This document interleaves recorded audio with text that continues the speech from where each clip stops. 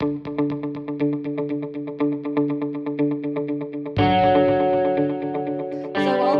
Good afternoon. This is the fourth session of Charming Talks. These are, informal chats we are doing with researchers, practitioners, or anyone interested in circular economy and housing, or in the built environment implementation of circular economy. So we've done a few sessions before. There we discussed circular economy and cities, urban manufacturing, water saving, or looked at the cultural heritage buildings even.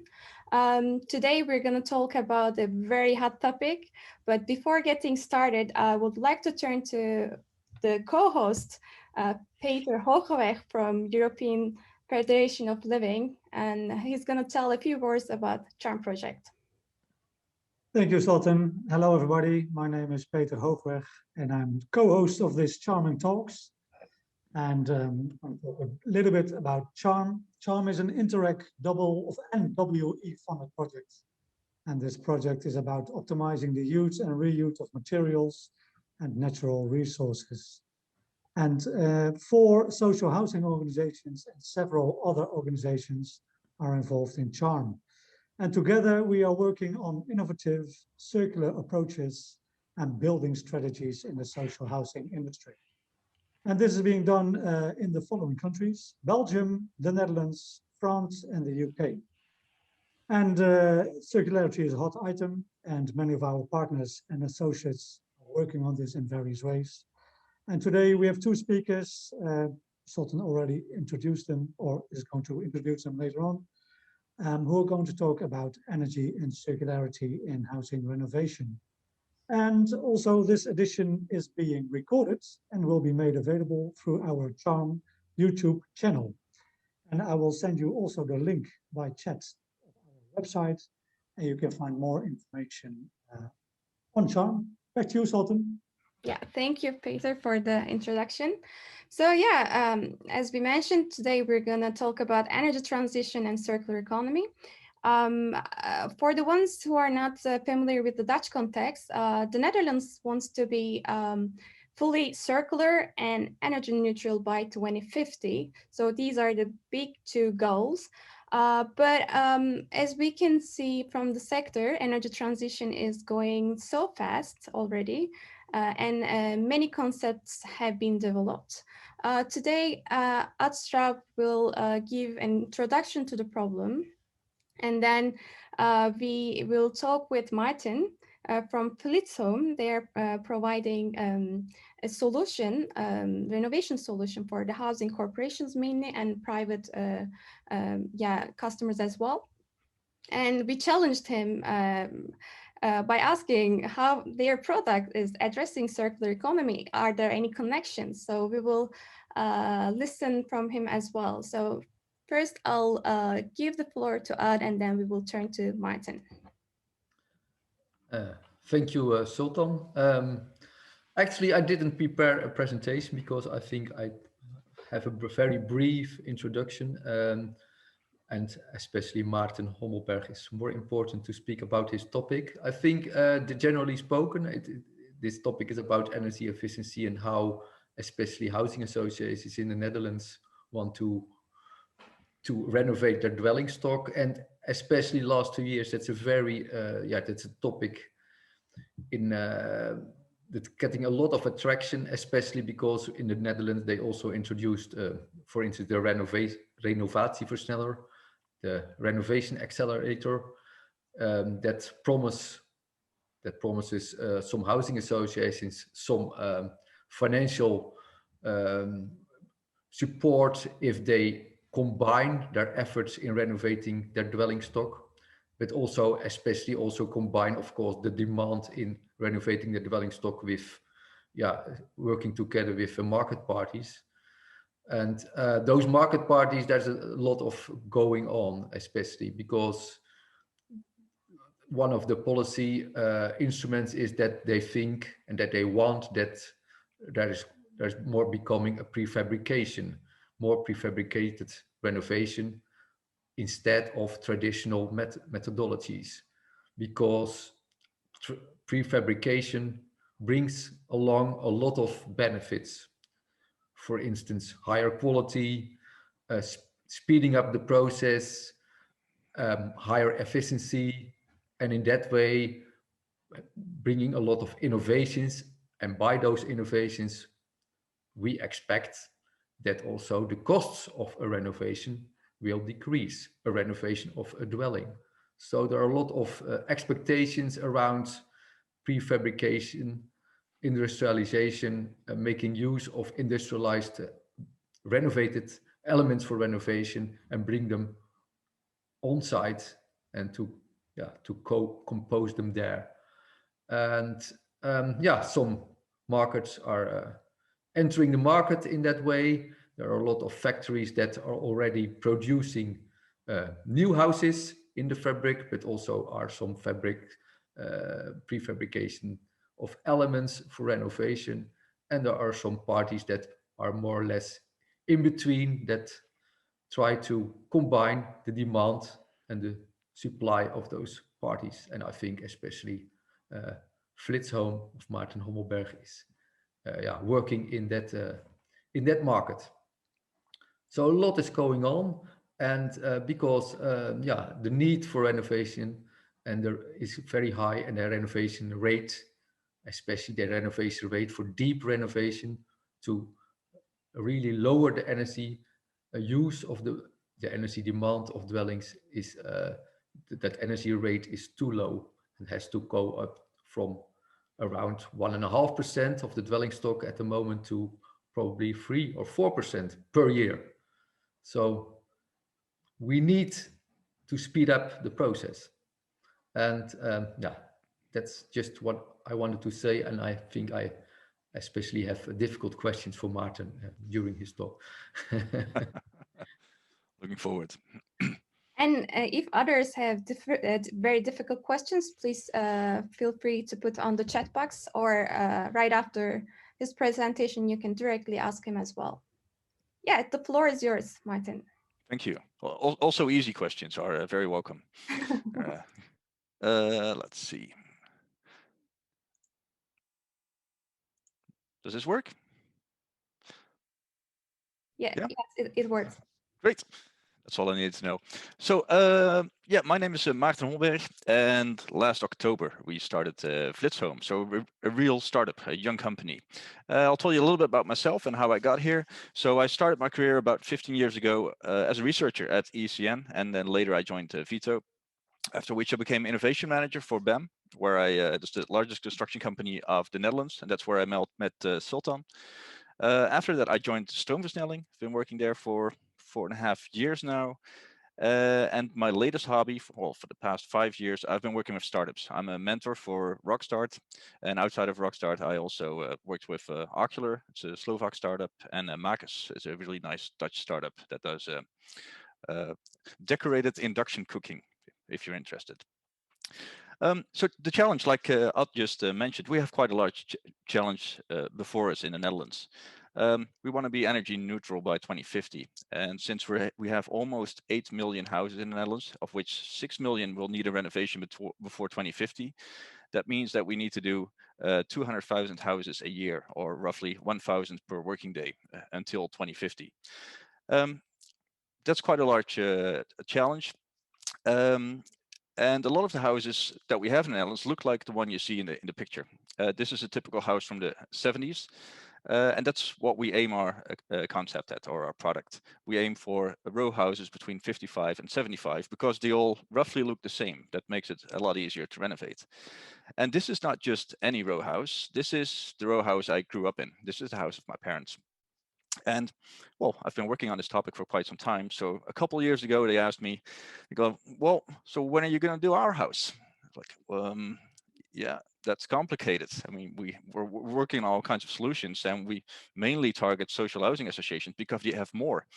But that is our ambition for Flitz Home, to go in the future to be able to renovate individual privately owned homes just by a click of a button on a web browser. So you can just order your deep renovation online as a private home owner.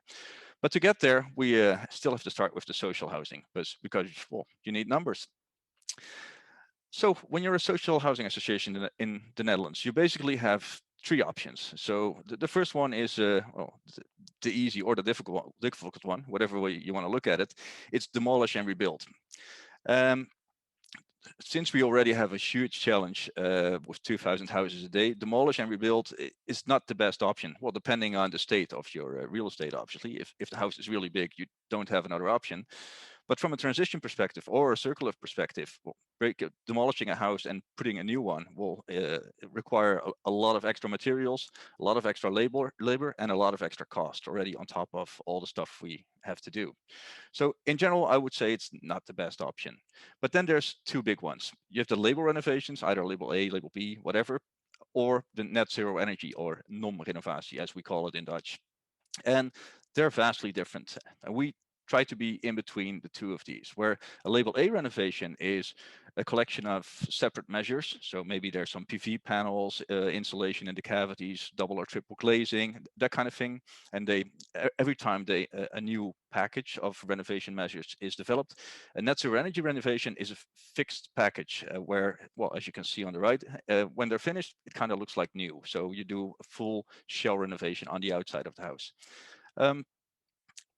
So there's a lot of differences between these two approaches, and one of the main differences is the cost, where for a label A renovation, you roughly pay around 40K. Net zero energy renovation is more like 100K. And we felt there was some space in between. So that's what we've been working on. And that's what we try to combine in the concept. We try to put together the best of both worlds. So we want to have a healthier home. I'll get back to that in a second, with a new exterior, a new look, a new neighborhood.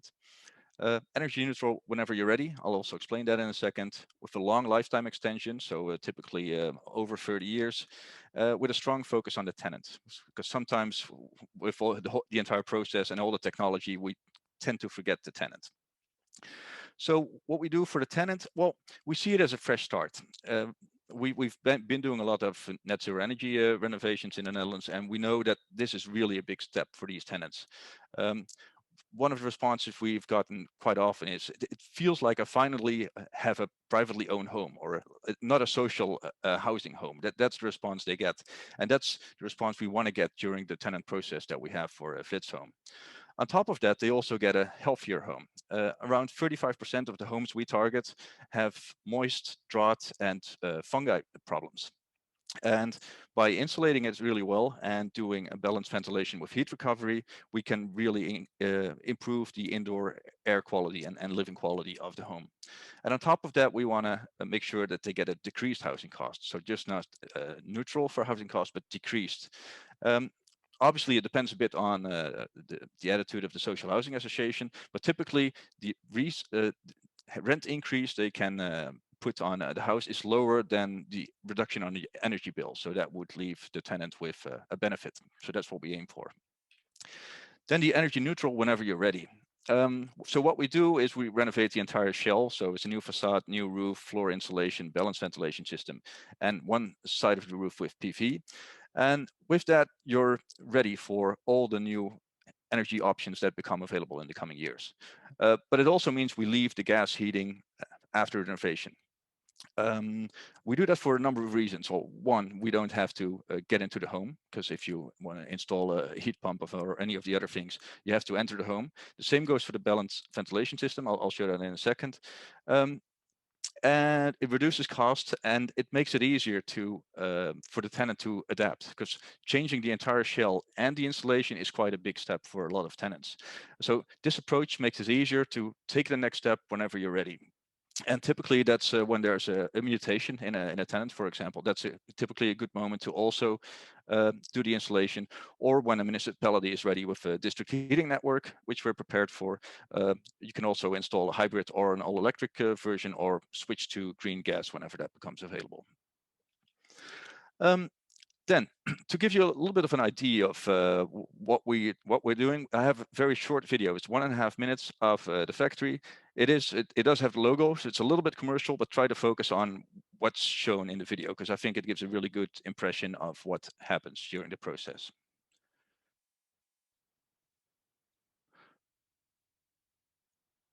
Oh. So this is one of the new factories Otto was talking about. Here you see it with the stock they have standing outside.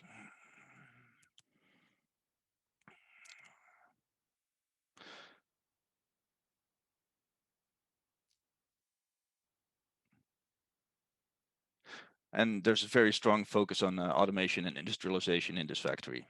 We'll go through the process in a second.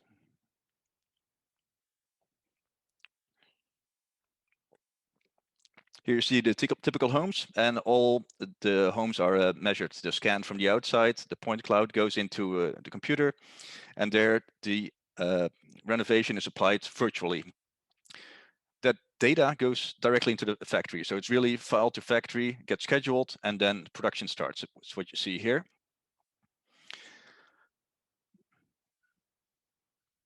Just the cutting of the windows and doors. Steenstrip plakkerobot, one of the longest words in Dutch I know, and the installation of the facade.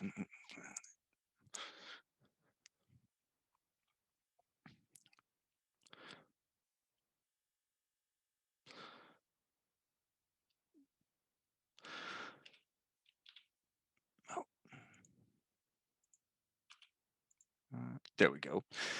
So that to give you an impression of what we're trying to do. And this is the beginning of my circular journey, because I mean, I've been working on sustainable energy in the built environment for a couple of years, but circular stuff is quite new to me. So when I started looking for it after Sultan asked me, these were the typical things I saw. And well, yesterday I learned a bit more from your presentations, but the first things I saw was, well, a lot of green. Apparently you need a lot of plants to be circular, a lot of wood. Wood seems to be a hot topic in circular in construction as well. On the right, you see lisdoddes. I have no idea what you call them in English. Cigars, maybe. They're the hot new material for insulation. And you can even use old jeans as insulation material for filling your wall cavities.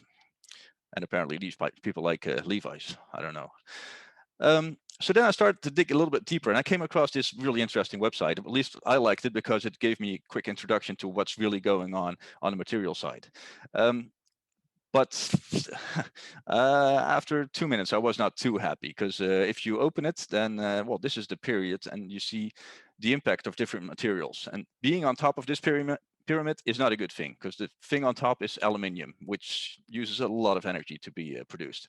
The little blue square below that with the red circle around it, that's EPS. And that's the main material we use for insulating. So I got a little bit depressed when I saw this picture, until I zapped through, and because you can change the axis.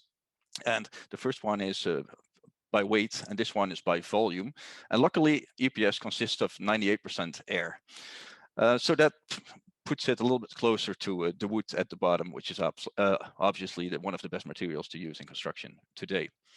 But EPS has a couple of advantages. Well, it's super lightweight, it insulates very well, it's cheap, and it's easily integrated in a factory, as you just saw in the video. It's really easy to process. So that's the stuff we use. And if you look at the anatomy of a facade that we use, then well, you can see it here on the left. We have an OSB board, that's the beginning. Then we have a very thick layer of EPS, around 22 centimeters for good insulation values. There's a polymer, polyester around it to keep it water resistant and airtight. And then on top of that, we use brick strips. Those are made out of minerals that are dried at 60 degrees instead of the old-fashioned bricks that are baked at 1,000 degrees. And so this is really a thick package, as you can see, and that it also, well, it has some disadvantages, but it also has some advantages. And one of the advantages is you can put a lot of stuff in the facade. For example, bird's nests you see on top, those are standard in our concept, but also nests for bats, the ones you see below that. And on top of that, well, it also gives room to integrate your balanced ventilation system, where normally when you do a renovation, you have to go through the entire home with your channel. So the mechanics have to go indoors and make it to measure on site. We can integrate it inside the facade. So you don't have a need for separate air ducts, and well, the openings and heat exchanger are just integrated into the wall, so that makes it a lot easier. Then, well, as an engineer, I was interested, so what's the energy payback? And I think this is getting closer to the circular thinking. Energy payback of a facade, and well, one of the manufacturers of EPS is Total, and they had this nice infographic. They say if you take 15.9 barrels of oil, you can produce a ton of, well, EPS, 50 cubic meters of EPS, and then during the lifetime, it saves 377.4 barrels of oil. It sounds pretty good, but still they're an oil company, so I had to do the math myself, and they were actually right. If you do the math yourself for the Dutch situation, the way we apply the EPS, it's even a little bit better. So that means that you have a payback time for just a material of around 2 years. But then you don't have a facade yet. Well, you've just seen what's in it, so there's a lot more involved. So you need all the other materials. You need some energy for the production, you need some energy for transport, installation, and that's where it got difficult for me. I've seen a number of studies, put some numbers together, and I think roughly the payback period of the entire facade, including all the other stuff you have to do, is roughly 10 years. So if you leave the new facade for 40 years, then that would mean that it pays itself back 4 times, roughly, as an estimate. Then if you look at what we do on the construction side, well, obviously we remove the roof tiles, and there's not really a good second life for them other than putting them under a road. So that's what we do. You can remove the gutters. When they're zinc, well, zinc you can recycle quite well. If it's plastic, you can shred it and create new gutters. The window frames, well, they're wood, you cut them and you can use them again for window frames. Plastics, again, you can shred them. So that's what we do with the stuff that comes from the old dwelling, and then we put all the new stuff. One thing we already do in construction is all the cutting leftovers, so the parts you cut out for the windows and for the doors, we keep it separate. There's very small pieces, they go back to the manufacturer and he reuses them in the production facility. But what happens in the factory is these parts are just put together and a new facade is made out of them. So that's what you see on the right. That is what's actually happening in production today. So no material is wasted. And the nice thing about this approach is you could do the same thing at the end of life. Well, we don't have any EPS facades for 40 years old, but when in the future they come off the wall, we could cut them up and use them in production the same way we do now when we remove the brick strips and the OSB, obviously, but you could reuse the EPS, which would make it better from a circular perspective, I think. So my conclusion on my little journey on circularity: materials are really important, and it's really important to pick the right materials. But I believe that circularity means a lot more than just the materials. It also means, well, how you use it and how you design it. On top of that, well, we really have a challenge on improving the tenant well-being. I mean, the renovation process should really be centered around the tenant to create a proposition that's interesting for them. For us, this is our first step towards makeovers for privately owned homes, and we hope that we have an attractive offer for an acceptable cost, because if we don't sell any renovations, well, there's not going to be a lot of energy efficiency increase. So that's the main goal for us today. And that was my presentation. Thank you very much.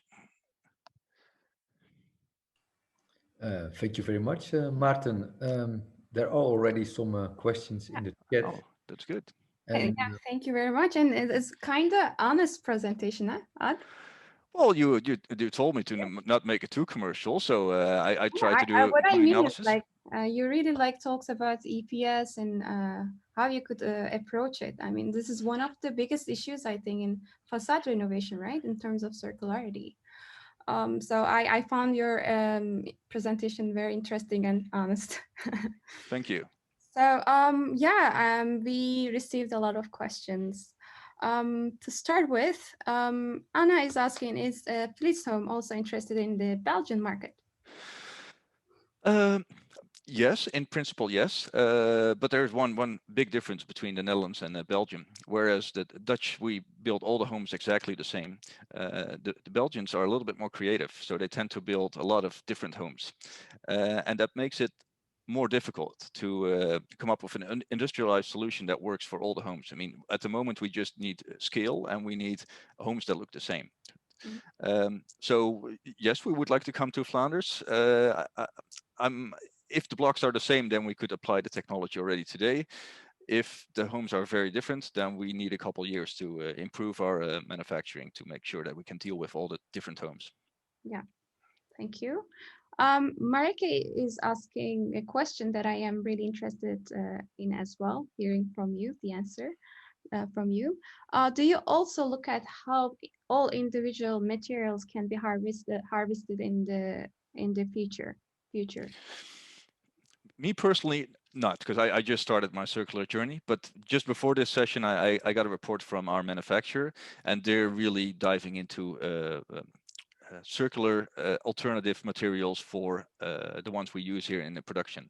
So what can I say about what I saw in the report, so you probably know more about it than I do, is that there are alternatives, but they also have different material properties, which makes it difficult to use immediately in the production process as it is today.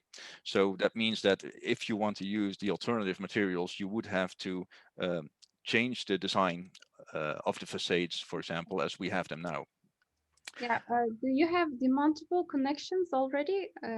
Maybe at some part you have it, or do you stick all the parts together? Sorry, I missed the first bit. Is your solution has demountable, like this has allows disassembly at the end of life? Well, the thing, it comes easy off the wall. Because it's such a lightweight construction, we don't need a whole lot of heavy stuff to attach it to the home. So it makes it easy to take it from the home. But the parts, as I've just shown in the anatomy, well, they're glued together. So that doesn't make it really easy to take it apart. I'm quite sure you could take the EPS from the OSB board and you could remove the brick strips. Other than that, it's probably challenging, and I'm sure we could improve. We could improve there. Yeah, go ahead. Yeah, clearly the whole concept is based upon, in the first place, on energy efficiency and also on health issues. So now you want to make that circular journey, and then you probably come to the conclusion, or let's say the factory RC panels come to the conclusion we have to change everything because it's not an incremental change for circularity. We have to invent a new concept or something. Is it possible to do it in steps, to change materials or to change the material composition or how they are attached to each other?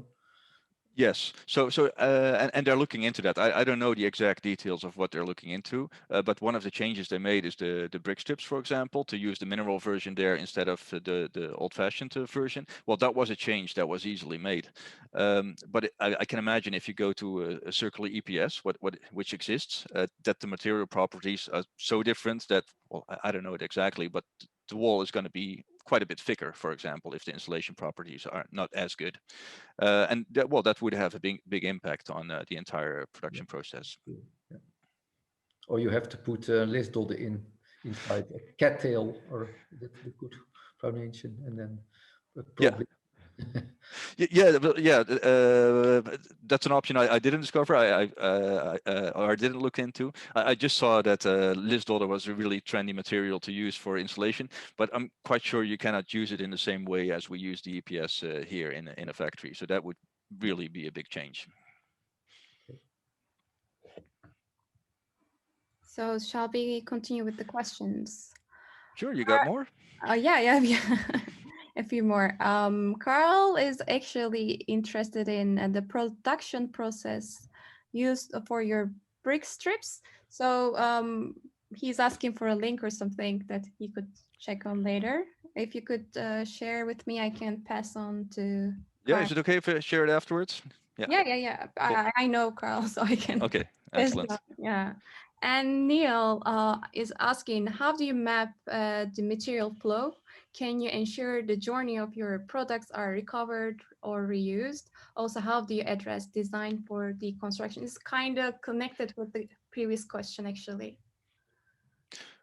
So, well, the mapping we do, they do the mapping at the factory. I mean, they know what goes in there and what goes out there, and we control the flow on the construction site. So, like I showed, the roof tiles, the gutters, and the window frames. That's the part we control.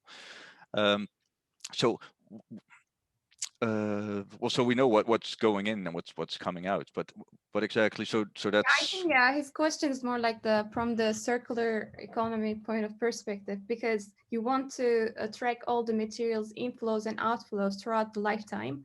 But then there is this question here. Once you produce your products, like the components, you give it to the housing corporation, and the ownership is changed. So then I don't think you can really chase the material journey afterwards. Then maybe connected with that, we can ask, do you provide some kind of digital models or something to the housing corporations? Then they could actually, it could be a BIM model, or I don't know. How do you transfer data? Everything's done in BIM. So from the first step, from the measuring to the production, and after everything's in BIM. So we have that available when a social housing association is interested in that. For the transfer of materials, we don't have a model yet. I mean, we started last October, so this is one of the things we didn't develop yet. One of the challenges there might be that social housing associations typically have their own partners for maintenance. So it depends on how they want to deal with that. If there's a lot of social housing associations that say, well, we'll lease it or we'll rent it for a while and you'll be responsible for maintenance, well, maybe then we should look into that. But my experience so far is that typically they prefer to work with their own partners. So then we would. At that very point, actually, one of the our guests asking, Marika is from Woonbedrijf. Can it be interesting in the future to look into a lease construction of the elements, or that a social housing or corporation can return the element at the end of life, like sell buyback kind of proposition? Oh, well, we don't have the model ready, but I mean, if there's a social housing associations interested in such a model, then we would definitely develop it. I don't think see. that Yeah. not one party. I think a system ecosystem needs to be created for that kind of partnerships, I guess. Yeah.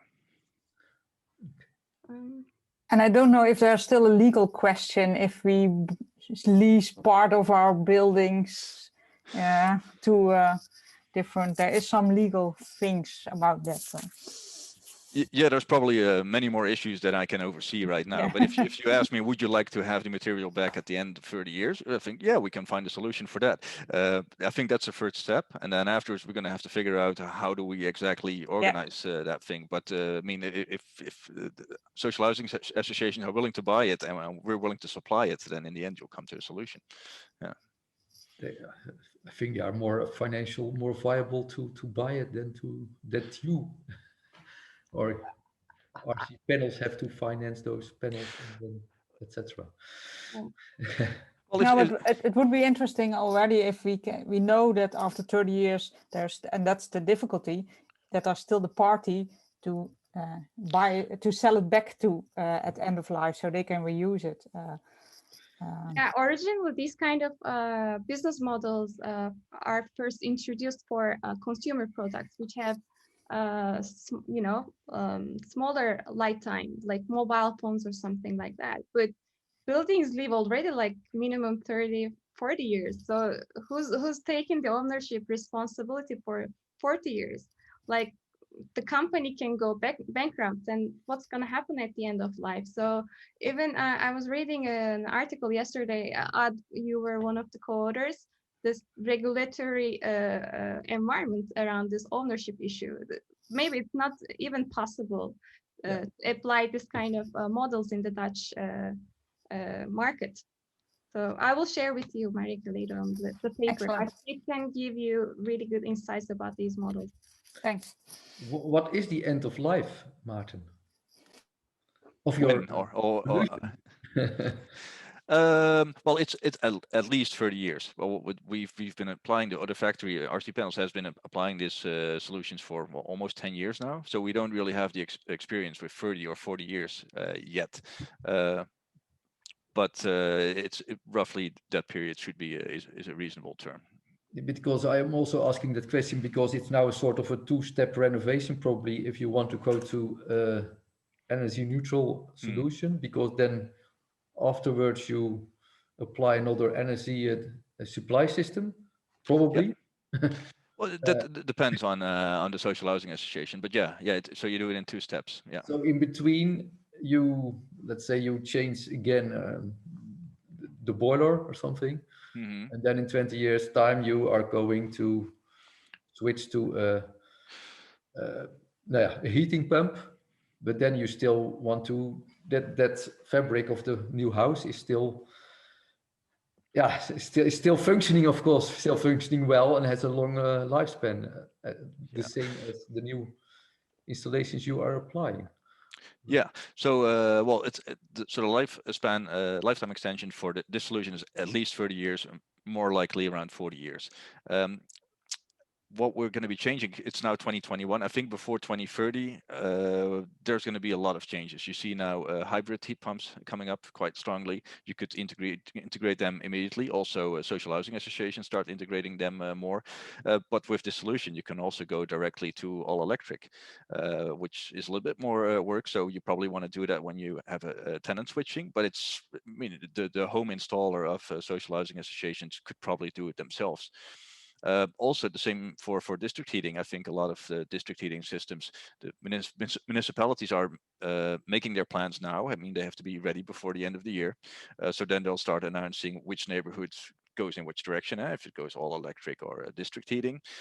So a lot of these changes are going to happen within the coming 10, maybe 15 years for district heating. So that still leaves, at the latest, if you switch at 2035, you still have 15 years left until the earliest boundary for end of life of the facade. So on a timescale level, I think this is quite good. So your advice is change the facade now, and then probably you have to wait, or you have not enough finance. There's a lot of changes coming up. I mean, we also put green gas there. I mean, at the moment, there's no serious offers for green gas, but it could be that in 10 years that hydrogen is it. I wouldn't foresee that today, but it's still an option that some parts of the city would be supplied with hydrogen or other types of green gases. What we say is if you take this as a first step, then your energy consumption of the house is reduced by a lot. Plus your comfort is increased and you're ready for whatever step comes next. So it's always a good first step. I see Neil is commenting. Would you mind clarifying your question, Neil? Instead of typing, maybe you can ask yourself. It's not really clear to me. Oh, sorry, I wasn't sure whether we could talk or not. So I'm just interested because I'm currently working on a project that is down this kind of route, but it's in the UK. I think the first question I asked about material flows, and I was saying that one of the biggest issues is the gap between the maintenance teams and knowing what's actually in the facade or all the components. But definitely a massive gap there in that communication. But I think that when you mentioned about the facade having a lifespan of say or an estimated lifespan of 30 years, not 30 minutes, 30 years. Short, yeah. Yeah. And then it'd be really important to know what's in the facade. But the question really was if you're putting materials like EPS and like high carbon materials in the construction of the wall, does the amount of embodied carbon, it being a low energy building, actually start to outweigh the operational carbon gains insofar as that if you're reducing operational carbon, but yet you're putting in a more frequency embodied carbon in materials by replacing facades and components? Yeah, I think that was the little exercise I tried to do in the presentation, the energy payback period or CO2 payback period of the That's a facade. CO2, yeah, payback. Yeah. Okay. So my estimate, but I mean it's more like a guesstimate, because I wouldn't know how to measure that or calculate that exactly. But I think it's a reasonable estimate that that you could earn it back 4 times. So the invested CO2, you would earn that back 4 times in 40 years. So once every 10 years, that would be roughly what I think is. Oh, great. If you could share those studies, it'd be great to see. Sure. I mean, yeah, I made some calculations on in an Excel sheet, and I have some sources, so I can share them with you. It's no problem. That'd be great. Thanks. Yeah. Are there any questions? Could I just chip in there to Niall as well? I think there's not just the carbon saving, there's also the fuel poverty saving in the UK environment as well. And generally speaking, if you're operating with whole house wrap type panels, the carbon cost of those is fairly low. A square meter, the timber in the timber panel comes out at 0 in terms of its carbon cost, because it's a carbon bank rather than a carbon cost. And then it depends what you're insulating inside that timber panel with, but that was going to be fairly minimal, and the exterior cladding is probably going to be quite low as well, certainly a lot lower than a brick question, which was why my question about the brick strips came up, because if there's a more carbon efficient way of doing brick strips, then I'd like to know about it. And then you have to offset that though against the balance of the savings from fuel poverty that you have, and particularly in the UK, where we have residents living in houses which have regular interrupted supply, because we have token meters which cut people off from their gas and electricity every day almost, and that presents problems in how you keep a house warm for people.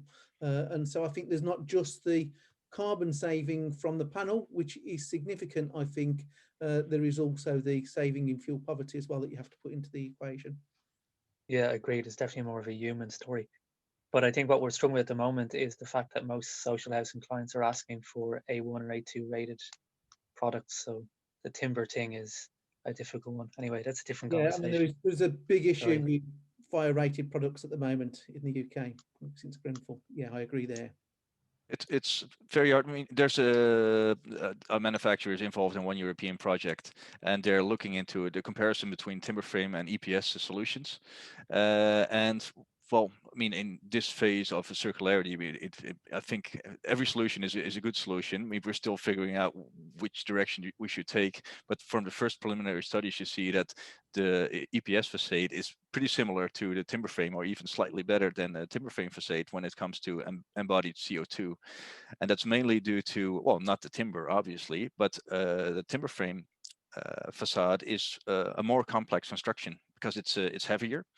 And it has more different layers of material. So it really depends what other materials you use there and how you put it all together. So, but they're roughly on the same level from a CO2 perspective. Yeah, thank you very much. It's last question you posted, I think. You can ask. Yeah, I can. Yeah, we always finish about cost, talking about cost. I don't, I just want to ask not how much it will cost, something like this, but it's on the website, so it's not. Yeah, it's on the website, so, Yeah. but there are we also started with higher demand, etc. And there are also a lot of expectations. By higher demand, the cost will decrease by 20 or 30% even. But I think when I see all those propositions, they are still in the same figures as, let's say, 5 years ago. What do you expect, actually? Really, the cost for the materials? Probably not. Well, I mean, I was involved with Stroomversnelling, and there we always had the ambition to get the renovations toward 45K, so you could earn it back over the lifetime.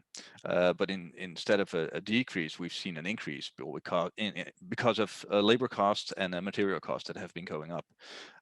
What we try to do now is to, by offering it as a product and cutting out all unnecessary steps, trying to bring down the price like that. So we can offer it now with an renovationversneller you mentioned. We're also a part of that, so we try to sell our solution to multiple social housing associations, we can then offer it for a fixed price of a row house in between for 48K excluding VAT, which is quite low if you look to the alternative. So we really try to get to a price breakthrough in the market to force the prices down to really get up the scale, because that's what we need. But do you also think that, let's say, innovations will bring lower cost, or because those expectations are also quite high? Well, obviously, there's going to be innovations in manufacturing and industrializing the solution. But what we focused on first is on the entire process all around it, because we believe that there's the biggest gains to be made, and also the way that construction companies are organized now. I mean, I've been working for BAM.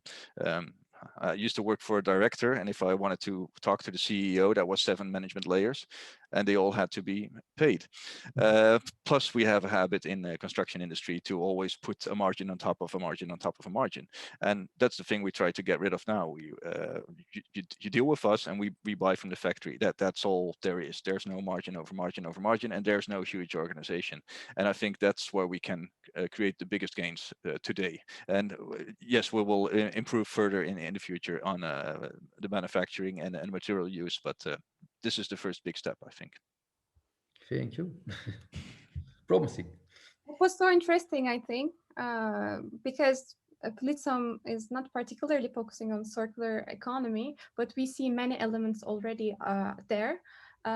Yeah, I think the main problem with most of the people who are thinking about circular solution, they are focusing on materials, but it goes, it's about not only about materials, but energy, other resources, water, biodiversity as well. And I see many parts are already addressed with Flitz Home. I hope in future you design like disassembly applicable solutions as well. Then I think it will add a lot of value to facade systems. So I think we exceeded time already a little bit. Sorry about that. Just 3 minutes. That should be fine. Thank you very much, Maarten and Ad, for your nice presentations. And there's a follow-up webinar. Peter, do you want to just say something about it? Well, it starts at 2, and it's about Marcella van Room and Gertjan de Week of Piano, and they will introduce the buyer groups and especially address the aims of buyer group circular renovation of housing. So that's going to start within 10 minutes. Maybe we'll see you back. Thank you very much. Thank you very much. Have a nice day. Thank you. Have a nice day. Thank you.